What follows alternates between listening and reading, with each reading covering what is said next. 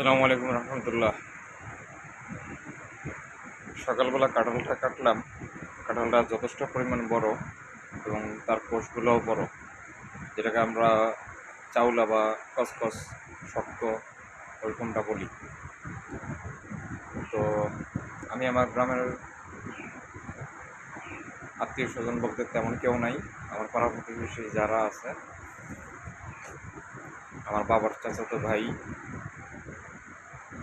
তো সবাইকে দিতেছি। কারণ সবাই হক মানা, যে ঘরে একটা কোনো কিছু আনা, সবাইকে মিলেমিশে খাওয়া,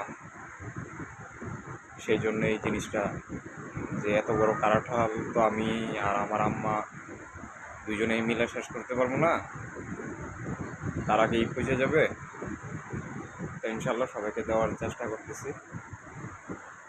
অলরেডি একজনের বাসায় যে মাটি এক খোড়া পুরাইয়া, মানে পুরোপুরিভাবে দেওয়া হয়েছে।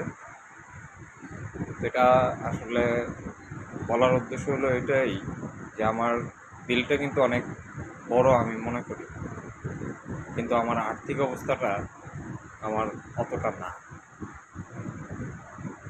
তা আমি যদি কোনো কিছু একটা আনি, সেই জিনিসটা সবাইকে দেওয়ার চেষ্টা করি। আসসালামু আলাইকুম রহমতুল্লাহি ওয়া বারাকাতুহু। ইনশাল্লাহ সকলের কাছে দোয়া চাই যে আল্লাহ তাআলা সবাইকে সুস্থতা নেক হায়াত দান করবেন।